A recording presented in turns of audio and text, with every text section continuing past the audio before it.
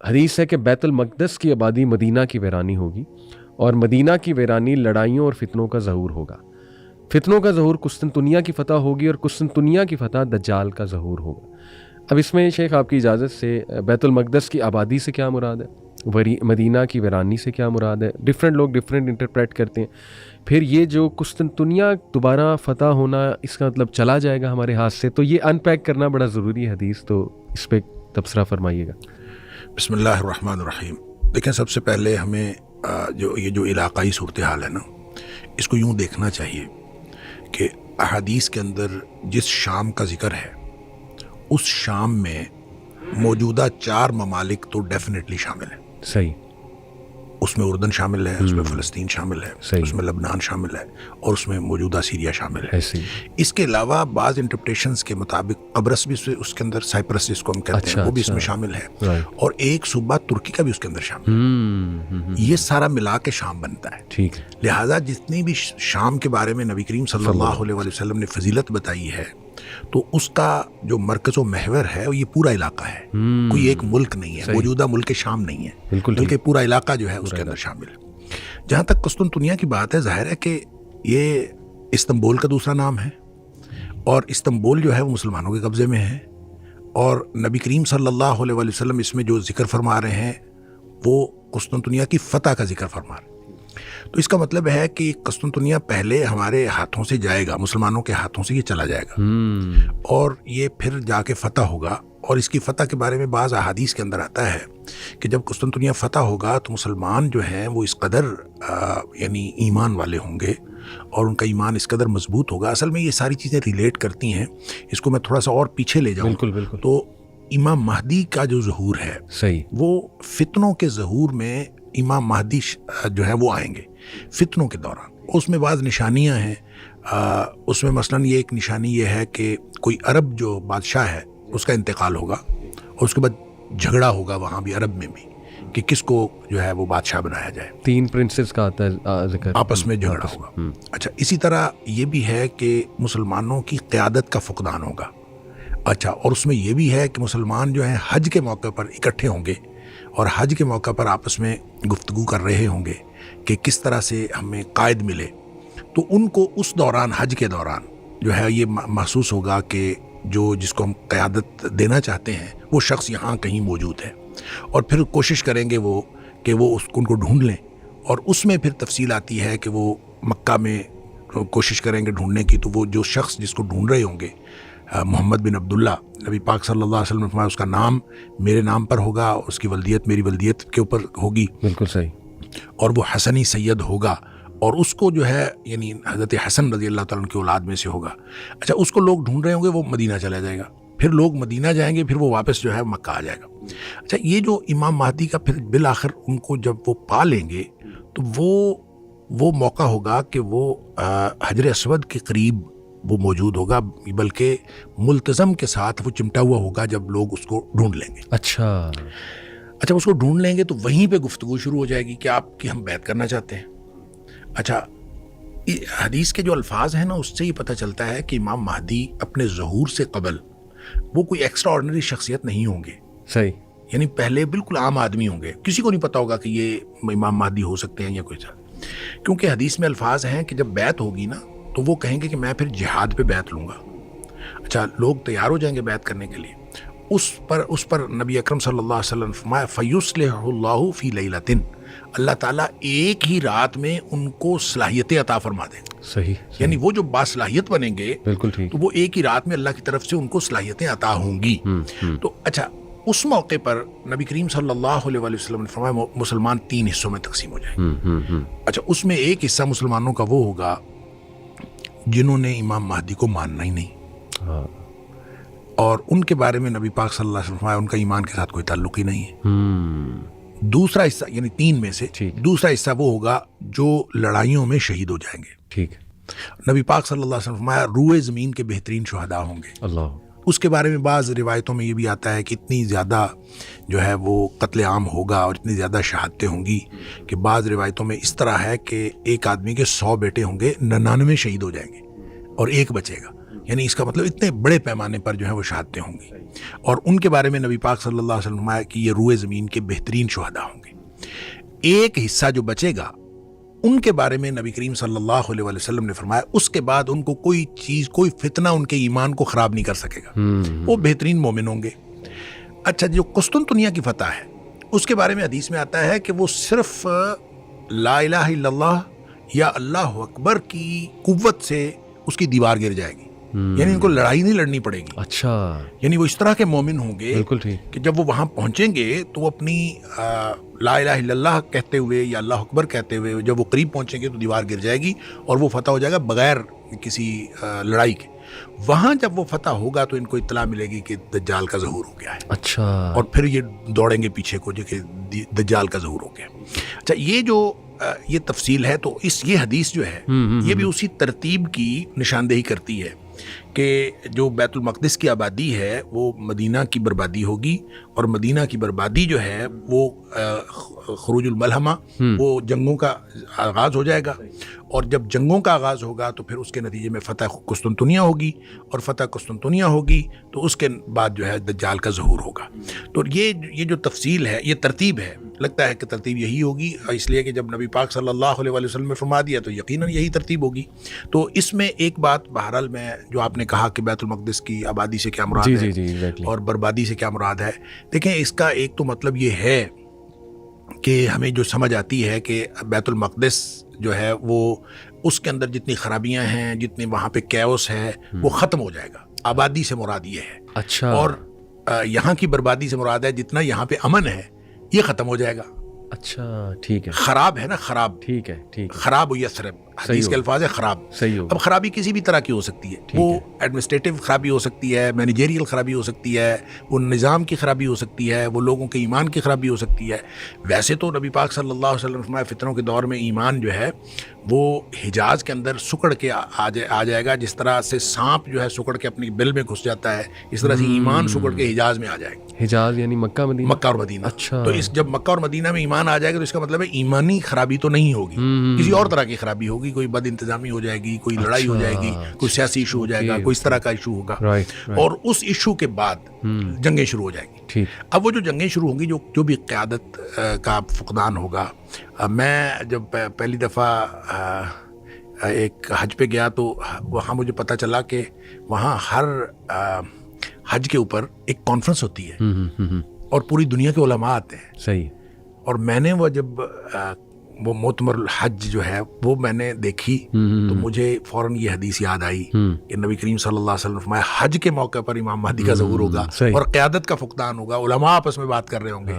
تو میں نے کہا اس کی بنیاد یہ پڑ چکی ہے گویا کہ حج کے موقع پر پوری دنیا کے علماء اکٹھے ہوتے ہیں، تو جب کبھی قیادت کا فقدان ہوگا اور اس طرح کی ڈسکشن ہوگی تو اس کے نتیجے میں امام مہدی کا ظہور بھی ہوگا۔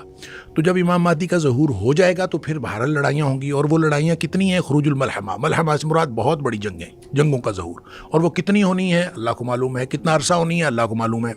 یہ وہ انٹرپریٹیشن ہے جو ہماری سمجھ میں آتی ہے۔ ویسے میں ان ساری باتوں کے بارے میں جو مستقبل کے حوالے سے نبی اکرم صلی اللہ علیہ وسلم نے فرمائی، اس کے بارے میں ہمیشہ یہ بات عرض کیا کرتا ہوں کہ ہمیں اس کے بارے میں حتمی تعین کی بات نہیں کرنی چاہیے، اور حتمی تعین کیا بھی نہیں جا سکتا۔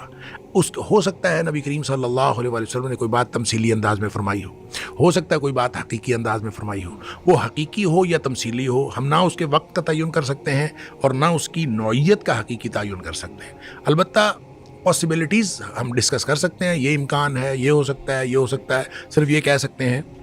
اور اصل میں جتنی مستقبل کی باتیں ہیں اور خاص طور پہ دور فتن کی باتیں ہیں، وہ اصل میں تو ہمارے ایمان کو بوسٹ کرنے کے لیے اور ہماری رہنمائی کے لیے ہیں کہ جب دور فتن ہوگا، اس طرح کی صورتحال ہوگی تو آپ کو یہ کرنا چاہیے اور یہ کرنا چاہیے، اور آپ اپنے ایمان کو مضبوط کریں اور ایمان کی بنیاد پر اپنی زندگی گزاریں۔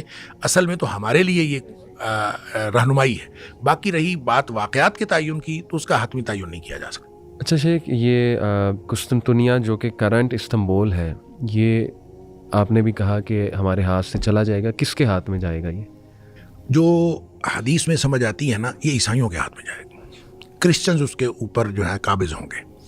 اب دیکھیں شام کا جو پورا حصہ ہے جی، اس کے بارے میں جو فلسطین ہے خاص طور پہ، ملک شام کے بارے میں نبی پاک صلی اللہ علیہ وسلم نے تو شام ایز اے ہول بات کی، اور اس میں ظاہر ہے جتنی مطلب بحیرہ طبریہ کی بات ہوتی ہے یا باغات کی بات ہوتی ہے تو یہ زیادہ تر فلسطین کی سرزمین کے اوپر ہے، لیکن بہرحال یہ شام کا حصہ ہے.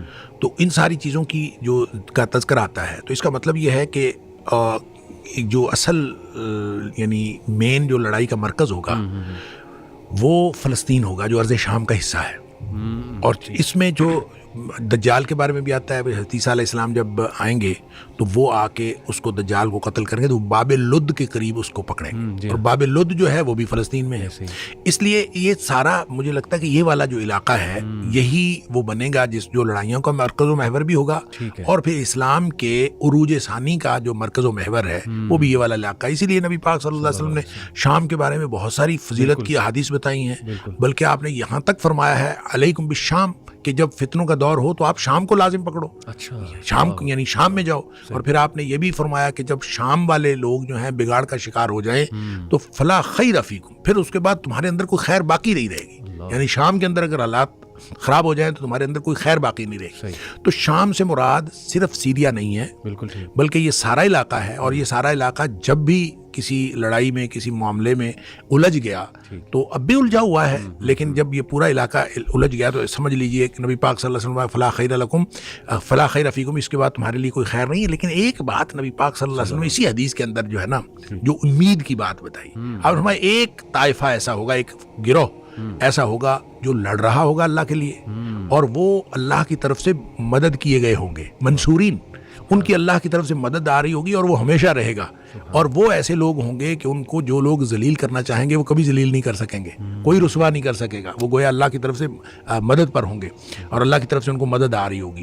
اب وہ کون لوگ ہیں، یہ کب ہوگا، یہ نہ ہم وقت کا تعین کر سکتے ہیں نہ ہم گروہ کا تعین کر سکتے ہیں، لیکن بہرحال جب اسپیسیفکلی نبی پاک صلی اللہ علیہ وسلم نے شام کی بات کی ہے اور اچھا بعض ایک حدیث میں آتا ہے کہ شام کو لازم پکڑو اس لیے کہ شام کی سرزمین کے اوپر فرشتوں نے سایہ کیا ہوا ہے، اندازہ کریں. اور اس طرح سے بہت ساری فضیلت کی حدیث ہیں، لیکن یہ پورا علاقہ ہے جس کی فضیلت کی حدیث ہیں. اور پھر عروج ثانی کے حوالے سے بھی جتنے نشانات ملتے ہیں اور جتنے نبی پاک صلی اللہ علیہ وسلم کے فرامین ہیں ان میں اسی علاقے کا تذکرہ ہے، اور لگتا یہی ہے کہ عروج ثانی جو اسلام کا ہے وہ وہیں سے ہوگا. شیخ، کرنٹ افیئرس پہ نظر ڈالی جائے تو یہ جو جوئش سیٹلمنٹ ہے وہاں پہ، جیسے آپ نے بھی اس حدیث کے مطابق کہا کہ بیت المقدس کی آبادی سے آپ نے کہا کہ یہ مراد لی جا سکتی ہے کہ یعنی وہ آباد ہو جائے گا، ویران تھا اور پھر آباد ہو جائے گا. تو اس سے یہ بھی اخذ کیا جا سکتا ہے کہ اس کا مطلب کہ وہاں پہ جو ابھی زائنسٹ قبضہ ہے، ہم جوئش اس لیے نہیں کہتے کیونکہ جیوز بھی آپ کو پتہ ہے کچھ ان میں ڈفرینٹ لوگ ہیں، تو یہ زائنزم کی پوری ایک زائنسٹ ہے. بالکل صحیح. تو زائنسٹ جو ایک قبضہ ہے وہ پھر ختم ہو جائے گا وہاں پہ، یہ اس سے اخذ کیا نہیں، میں تو اس کو نہیں کہتا. آبادی سے مراد یہ ہرگز نہیں ہے، یعنی بیت المقدس کی آبادی سے یہ ہرگز مراد نہیں ہے کہ وہاں قبضہ مسلمانوں کا ہو جائے گا. اچھا، بل وہ قبضہ کسی کا بھی ہو، ایک پرامن علاقہ بن جائے گا، اور وہاں پہ جو کیوس ہے، جو ابتری ہے، جو افراتفری ہے، جو جنگ کی صورتحال ختم ہو جائے گی. اچھا، اس سے یہی مراد ہے. البتہ قبضہ کس کا ہوگا یہ اس سے پتہ نہیں چلتا، لیکن اینڈ آف دا ڈے وہ جو آخری لڑائی ہونی ہے وہ چونکہ نبی کریم صلی اللہ علیہ وسلم نے کلیئرلی یہ بات فرمائی کہ وہ یہودیوں کے ساتھ ہونی ہے. شام کے اندر یہودیوں کے ساتھ آخری جنگ ہونی. تو اس کا مطلب یہ ہے کہ جو قسطنطنیہ کے اوپر جو قبضہ ہوگا وہ عیسائیوں کا ہوگا، اور جو شام کے اوپر یا فلسطین کے اوپر جو قبضہ ہوگا وہ یہودیوں کا ہی ہوگا. لہٰذا وہ جو آخری حدیث کے جس میں آتا ہے حدیث میں کہ مسلمان جو ہیں وہ یہودیوں کے ساتھ لڑیں گے تو یہ یہودی کسی درخت کے پیچھے چھپے گا تو درخت بول کے بتائے گا کہ مسلمان کو کہے گا کہ میرے پیچھے یہودی چھپا ہے اور اس کو جو ہے وہ آ کے مارو، اور اس کو مارے گا سوائے ایک درخت کے، اور وہ درخت جو ہے غرقد کا کہ اس کے پیچھے جو ہے نا وہ چھپے گا اور وہ نہیں بتائے گا، باقی سارے ہی بتائیں گے. تو کہا جاتا ہے کہ وہ درخت بہت زیادہ لگا رہے ہیں یہودی وہاں پہ. اچھا، اب اندازہ کریں، اس کا مطلب یہ ہے کہ ان کو مسلمانوں کی جو ٹریڈیشن ہے علمی روایت ہے اس کے اوپر ان کو اعتبار ہے اور وہ اس کے مطابق جو اپنی پوری پلاننگ کر رہے ہیں. تو مسلمان جو ہے وہ پلاننگ تو کوئی نہیں کر رہے, بس یہ مجھے تو یوں لگتا ہے کہ ہاتھ پہ ہاتھ دھر کے بیٹھے ہوئے ہیں اور اللہ سے مدد کی توقع رکھتے ہیں. اب یہ غزہ والا جو معاملہ ہے اور جو غزہ کے اندر جو کچھ ہو رہا ہے تو مسلمانوں نے اور مسلمان ممالک نے تو اس کے اندر کچھ نہیں کیا, کوئی کسی حکمران نے کوئی رول پلے نہیں کیا. ایز اے کنٹری جو ہے کسی ملک نے کوئی رول پلے نہیں کیا کہ ان کی غزہ والوں کی مدد کی ہو. البتہ یہ جو عوامی لیول پہ جو کہا جاتا ہے ہم دعائیں کر رہے ہیں یا احتجاجی ریلیاں ہیں یا ان کے ساتھ جو اظہار یکجہتی کے مختلف طریقے ہیں, جو یہودیوں کی پروڈکٹس کا بائیکاٹ ہے, یہ ساری چیزیں عوامی لیول پہ ہوئی ہیں.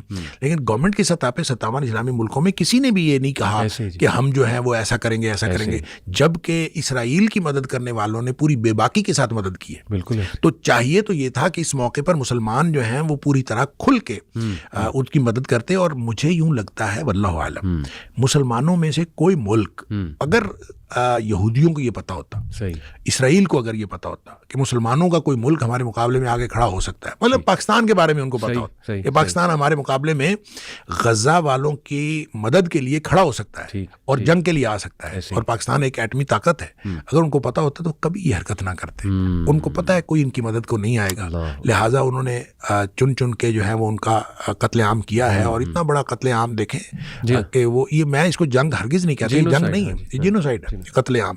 تو اس طرح جب مسلمانوں نے وہاں مدد نہیں کی تو اس کا مطلب یہ ہے کہ مسلمان تو ہاتھ پہ ہاتھ دھر رکھ کے بیٹھے ہوئے ہیں کہ کوئی اللہ کی طرف سے مدد آئے گی, کوئی معاملات ہوں گے, ہم دعائیں کر لیتے ہیں زیادہ سے زیادہ.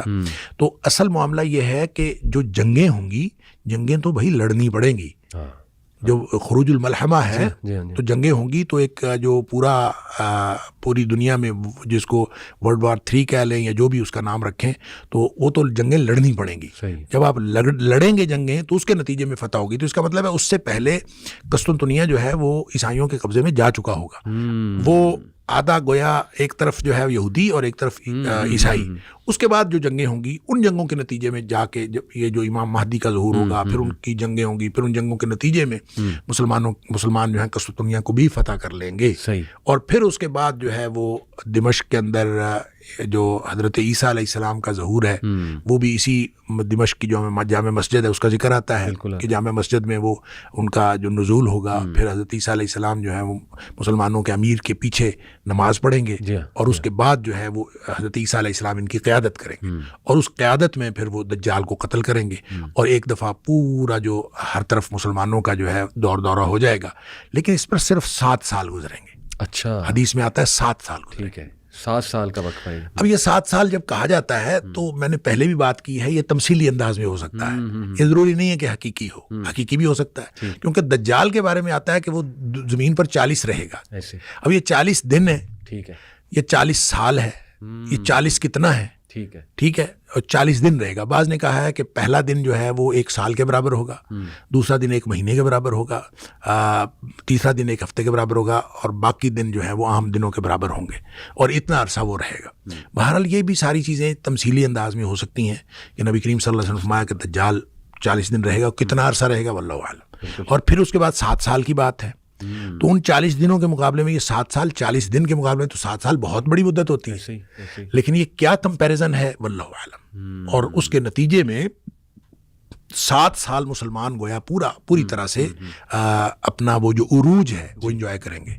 پھر اس کے بعد نبی کریم صلی اللہ علیہ وسلم ایک ہوا چلے گی, ٹھیک ہے, وہ بھی شام میں یعنی دمشق کی طرف سے یا بیت المقدس کی طرف سے, بیت المقدس کی طرف سے ایک ہوا چلے گی, ٹھنڈی ہوا. وہ جس مسلمان تک پہنچے گی مسلمان اس سے وہ ختم ہوتا جائے گا, فوت ہوتا جائے گا. سارے مسلمان فوت ہو جائیں گے. گویا یہ حدیث اس بات کی طرف اشارہ کرتی ہے کہ جو قیامت آنی ہے فائنل, اس میں کوئی مومن نہیں ہوگا. یعنی وہ جو قیامت آنی ہے اور القارعۃ ما القارعۃ اور اذا زلزلت الارض زلزالہا, وہ جو انتہائی خوفناک ماحول ہے, وہ خوفناک ماحول اہل ایمان نے نہیں دیکھنا. وہ اہل ایمان کو اللہ تعالیٰ اس سے پہلے ہی ایک سکون کی اور یعنی سکون کی نیند کہہ لیں یا سکون کی موت جو ہے وہ اللہ تعالیٰ عطا فرما دے گا اور یہ سب لوگ اللہ کے پاس پہنچ جائیں گے. اور اس کے بعد جو قیامت برپا ہوگی وہ گویا ان لوگوں پر برپا ہوگی جو اہل ایمان نہیں ہوں گے. جی خوش آمدید دوستو, امید کرتا ہوں ویڈیو آپ نے پوری دیکھی ہوگی اور آپ کو پسند بھی آئی ہوگی. بھائیو دوستو، جس طرح اللہ تعالیٰ نے دنیا میں انسان بھیجے اور انسانوں کے لیے ایک وقت مقرر کیا، بلکہ میں یہ کہوں گا کہ اس انسانوں کے علاوہ آپ دنیا کے کسی بھی چیز کو دیکھ لیں تو ہر ایک چیز کا ایک وقت مقرر ہے۔ آپ اگر ایک پودے کو دیکھیں تو پودے کو آپ لگاتے ہیں اس وقت اس کی عمر کیا ہوتی ہے، کچھ سمے بعد وہ پودا بڑا ہو کر ایک درخت بن جاتا ہے اور آخر میں پھل بھی دیتا ہے، لیکن آخر میں بوڑھا ہو جاتا ہے اور مرجھا جاتا ہے اور اس کو پھر کاٹ دیا جاتا ہے۔ تو اسی پودے کی طرح آپ اس انسان کی مثال بھی لے لیں۔ شروع میں بچہ ہوتا ہے، آہستہ آہستہ بڑا ہو جاتا ہے اور اسی طرح ہوتے ہوتے بالآخر یہ انسان جوان ہوتا ہے، جوانی کے بعد بڑھاپے کی طرف جاتا ہے اور آخر میں دنیا سے چلا جاتا ہے۔ تو دنیا کا دستور ہے آنا جانا، ہر ایک چیز کا ایک وقت مقرر ہے، اور جتنی بھی جاندار چیزیں دنیا میں موجود ہے جو آپ کو نظر آ رہے ہیں آنکھوں سے اور جو آپ کو نظر نہیں آتے، یہ سب کے سب اللہ تعالیٰ کا ارشاد ہے کل نفس ذائقۃ الموت، ہر ایک نفس کو موت کا ذائقہ چکھنا ہے۔ تو جو چیزیں ہمیں نظر نہیں آتی ان کو بھی موت آئے گی جو زندہ ہے، اور جو ہمیں نظر آتی ہے آنکھوں سے وہ تو ہم دیکھ ہی رہے ہیں، بلی ہے تو وہ بھی مرتی ہے، گائے ہے وہ بھی مرتی ہے، بھینس ہے وہ بھی مرتی ہے، انسان ہے تو انسان بھی فوت ہوتا ہے، اور یہ دنیا اپنے دستور کبھی نہیں بدلتی۔ دنیا کا دستور ہے آنا اور جانا، ایک بچہ صبح پیدا ہوتا ہے اور رات کو ایک انسان دنیا سے چلا جاتا ہے۔ تو اس پورے دنیا کے نقشے میں ہر ایک چیز کو جب آپ دیکھتے ہو، زندہ کو دیکھتے ہو اور اسی طرح انسانوں کو دیکھتے ہو، انسانوں کے علاوہ جانوروں کو، تو ہر ایک چیز میں آپ کو ایک نشانی ملے گی۔ آپ کو یہ بات آپ کے ذہن میں آئے گی کہ اس دنیا کو چلانے والا کوئی نہ کوئی ذات موجود ہے، اور اسی کی طرف اللہ تعالیٰ نے قرآن میں بھی ارشاد فرمایا ہے ان فی خلق السماوات والارض واختلاف اللیل والنہار لآیات لأولی الالباب، کہ زمین اور آسمان کی پیدائش میں عقل والوں کے لیے نشانیاں موجود ہے۔ تو آپ اگر اس دنیا کے چیزوں پر نظر ڈالیں گے، دنیا اور آسمان، زمین، تو ان سب میں عقل والوں کے لیے نشانیاں موجود ہیں۔ سورج کو آپ دیکھتے ہو، وہ اپنے وقت پر طلوع ہوتا ہے اور اپنا چکر پورا کر کے غروب ہو جاتا ہے۔ اسی طرح انسان بھی دنیا میں جب آتا ہے اس کا وقت شروع ہو جاتا ہے اور وقت پورا ہونے پر وہ اس دنیا سے چلا جاتا ہے۔ دنیا، اگر آپ دنیا کے لفظ کو سوچ کریں تو یہ دنیا دال نون یا یہ عربک لفظ ہے، دنا یا دنو، دنون، یہ اس سے بنا ہوا ہے اور اس کا مطلب ہے قریب۔ تو دنیا کو بھی دنیا اسی لیے کہا جاتا ہے کیونکہ یہ قریب ہے آخرت کے، آخرت کو یہ دنیا بہت زیادہ قریب ہے۔ رسول اللہ صلی اللہ علیہ وسلم جب شب معراج میں گئے تھے تو دنیا کو دیکھا تھا ایک بوڑھی عورت کی شکل میں، بال بکھرے ہوئے اور بہت ہی عجیب و غریب شکل میں۔ رسول اللہ صلی اللہ علیہ وسلم نے جب جبرائیل علیہ السلام سے پوچھا کہ یہ کیا ہے، تو جبرائیل علیہ السلام نے جواب دیا کہ یہ جو ہے نا یہ دنیا ہے، دنیا اتنی حالت اس کی خراب ہے۔ تو آپ اندازہ لگائے 1400 سال پہلے دنیا کی کیا حالت تھی اور آج کل کیا ہوگی۔ تو دنیا کو بھی زوال ہے، یہ پوری دنیا، یہ نظام بھی ختم ہو جائے گا اور اس دن کو قیامت کہتے ہیں۔ اب قیامت کب آئے گی؟ تو رسول اللہ صلی اللہ علیہ وسلم نے آسانی کے لیے ہمیں اس کی نشانیاں بتا دی ہے۔ کچھ نشانیاں تو ایسے ہیں جو کہ پوری ہو گئی ہے آلموسٹ، اور کچھ نشانیاں ایسی ہیں جو ابھی تک پوری نہیں ہوئی۔ تو جو نشانیاں پوری ہوئی ہے آپ اس پر نظر ڈالیں۔ رسول اللہ صلی اللہ علیہ وسلم کی حدیث ہے جب باندیا اپنے آقاؤں کو جنم دے، جب باندیا اپنی آقاؤں کو جنم دے، یعنی جب ماں باپ مظلوم بن جائیں گے، اولاد نافرمان ہو جائے گی۔ آج کل آپ معاشرہ دیکھیں تو جوان لڑکیاں جو ہے، علماء فرماتے ہیں کہ جو جوان لڑکیاں اپنے ماں کی بات نہ مانے، اپنے ماں باپ کی قدر نہ کرے، تو یہ اسی حدیث کی مصداق ہے کہ باندیا اپنے آقاؤں کو جنم دے۔ اسی طرح جب یہ چرواہے لوگ اور گڈریے لوگ یہ بڑی بڑی عمارتیں بنانے لگ جائے، آپ خود دیکھیں کہ یہ بڑے بڑے عمارتیں کس نے بنائی آج کل؟ وہ لوگ جو کچھ سالوں پہلے، کچھ عرصہ پہلے غریب تھے اور رزق کے لیے در بدر ٹوکرے کھاتے تھے، آج کل وہ انتہائی مالدار بن گئے، بڑے بڑے مکانات وغیرہ بنا دیے گئے، اور اس میں سے لوگ جو ہے نا کچھ عجیب و غریب قسم کی عمارتیں وغیرہ یہ بنائی. تو یہ سارے کے سب پہلے غریب تھے، اب مالدار بن گئے. تو یہ بھی رسول اللہ صلی اللہ علیہ وسلم کی حدیث ہے کہ جب چرواہے لوگ بڑی بڑی عمارتیں بنانے میں لگ جائے. اسی طرح سوشل میڈیا میں ایک بندہ بہت بڑے ڈینگے مارتا ہے، شاہد انور نام ہے اس کا. تو آپ پہلے اس کی ہسٹری دیکھ لیں، کتنے غریب تھے، اور اس کے اپنے باپ کا جو انٹرویو اس نے کیا تھا اس میں بھی آپ دیکھیں کہ کس طرح وہ ٹرک چلاتا تھا وغیرہ، اور کتنا جو ہے نا وہ میں یہاں پر ایک تنقید وغیرہ نہیں کر رہا، بلکہ آپ کو صرف بتا رہا ہوں کہ پہلے کا زمانہ غربت کا تھا، ابھی آج کل بہت زیادہ امیر بن گیا. تو یہ بھی اسی قیامت کی جو نشانی ہے، رسول اللہ صلی اللہ علیہ وسلم کی جو حدیث ہے کہ آخر میں جو چرواہے لوگ، جب چرواہے کے آپ دیکھیں گے کہ وہ بڑی بڑی عمارتیں بننے میں لگ جائے. تو یہ بھی آج کل مالدار بن گیا، غریبوں کے پیچھے ہنستا ہے اور کبھی کسی کو گالیاں دیتا ہے، ہر کسی کو. تو اخلاق نام کی تو کوئی چیز بھی نہیں ہے اس میں. تو یہاں سے آپ اندازہ لگا لیں کہ دنیا کس قدر آخرت کے قریب پہنچ چکی ہے. اسی طرح جو بڑے بڑے نشانیاں ہیں قیامت کی، حضرت عیسیٰ علیہ السلام جب آئیں گے وہ بھی ابھی باقی رہتی ہے. عیسیٰ علیہ السلام جب آئیں گے تو قیامت کو 40 سال رہ جائیں گے، اور وہ 40 سال 40 دن کے برابر ہوں گے، یعنی زمانہ اتنا جلدی گزر جائے گا. اور اسی طرح یہ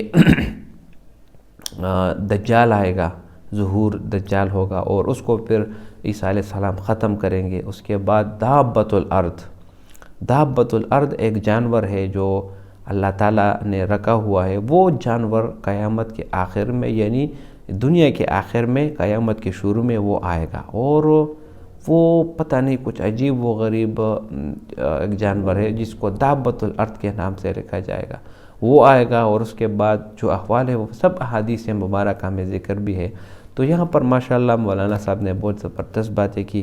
امید کرتا ہوں ویڈیو آپ کو پسند آئی ہوگی. اگر ویڈیو آپ کو پسند آئے تو اس چینل کو سبسکرائب کریں. بہت شکریہ.